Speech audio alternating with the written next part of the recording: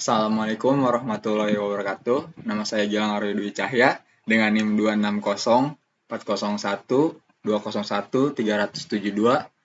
dengan dari kelas penginderaan jauh A akan memaparkan tentang responsi penginderaan jauh. Responsi kali ini saya memilih modul 1 dengan judul pengenalan penginderaan jarak jauh. Oke. Yang pertama ada pengertian penginderaan jauh. Penginderaan jauh sendiri merupakan teknologi yang digunakan untuk mengumpulkan informasi tentang objek atau fenomena di permukaan bumi tanpa harus berada langsung di lokasi tersebut. Teknologi ini juga melibatkan penggunaan sensor yang dipasang pada pesawat udara atau satelit untuk mengambil data melalui pemantauan radiasi elektromagnetik yang dipantulkan atau dipancarkan oleh objek di permukaan bumi.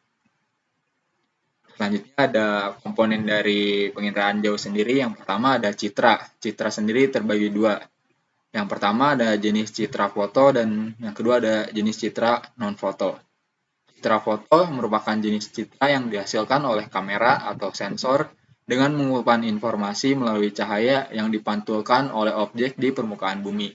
Citra foto sendiri menghasilkan representasi visual yang mirip dengan pemandangan manusia dan sering digunakan dalam pemetaan, analisis vegetasi, pemantauan kebakaran hutan, dan yang terakhir pemantauan perubahan lahan.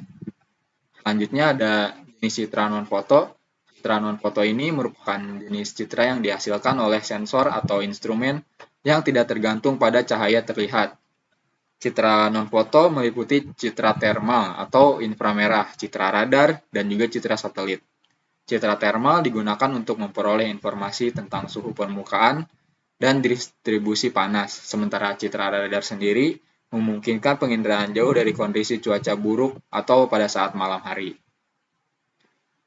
Selanjutnya ada komponen penginderaan jauh lain seperti software yang digunakan. Software yang digunakan pada praktikum kali ini ada QGIS dan juga SIDAS. Yang pertama ada QGIS. QGIS atau yang panjangan dari Quantum GIS adalah perangkat lunak sistem informasi geografis atau SIG yang bersumber secara terbuka yang digunakan untuk pemrosesan, analisis, dan visualisasi data geografis. QGIS ini mendukung pengolahan data citra penginderaan jauh dan juga pemetaan. Dengan menggunakan QGIS, pengguna dapat memperoleh informasi geospasial yang berguna dari citra dan mengintegrasikannya dengan data lainnya untuk analisis yang lebih komprehensif. Selanjutnya ada SIDAS. SIDAS atau Sea-Wave Data Analysis System merupakan perangkat lunak yang dikembangkan oleh NASA untuk pemrosesan data penginderaan jauh dari sensor seperti Aquamodis. SIDAS sendiri dibuat untuk difokuskan pada analisis data kelautan dan lingkungan perairan. Perangkat lunak ini menyediakan alat yang berguna untuk mengolah dan menganalisis data penginderaan jauh kelautan, termasuk pemantauan parameter seperti klorofil A, suhu permukaan laut, dan juga kualitas air. Selanjutnya ada komponen penginderaan jauh lain, yaitu ada satelit. Satelit sendiri ada 3 contoh pada praktikum kali ini. Yang pertama ada Landsat, yang kedua ada Aquamodis, yang ketiga ada satelit Sentinel.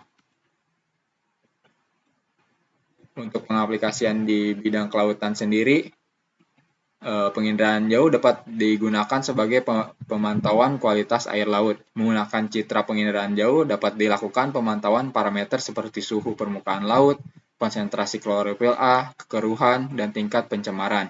Informasi tersebut penting untuk pemahaman tentang kesehatan ekosistem laut dan pengelolaan sumber daya perikanan.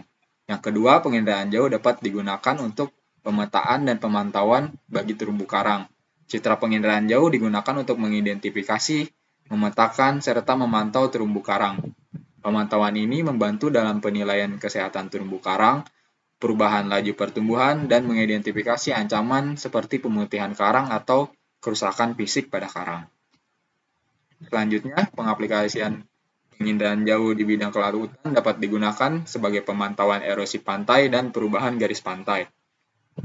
Citra satelit dapat digunakan untuk memantau perubahan garis pantai, erosi pantai, dan penurunan lahan di wilayah pesisir. Informasi ini penting dalam pengolahan pesisir dan perencanaan tata ruang wilayah pesisir. Penginderaan jauh juga dapat diaplikasikan sebagai pemantauan perikanan. Penginderaan jauh dapat digunakan untuk melacak pola migrasi ikan, mendeteksi zona pemijahan pada ikan, mengidentifikasi lokasi penangkapan ikan, dan memantau aktivitas perikanan yang tidak teratur. Hal ini membantu dalam pengelolaan sumber daya perikanan yang berkelanjutan. Selanjutnya, kegunaan penginderaan jauh di bidang kelautan lain adalah pemantauan alga beracun. Dengan digunakannya citra satelit, dapat dilakukan pemantauan blooming alga dan identifikasi alga yang beracun. Informasi ini tentunya penting untuk melindungi keragaman hayati laut dan melindungi kesehatan manusia yang terpengaruh oleh blooming alga.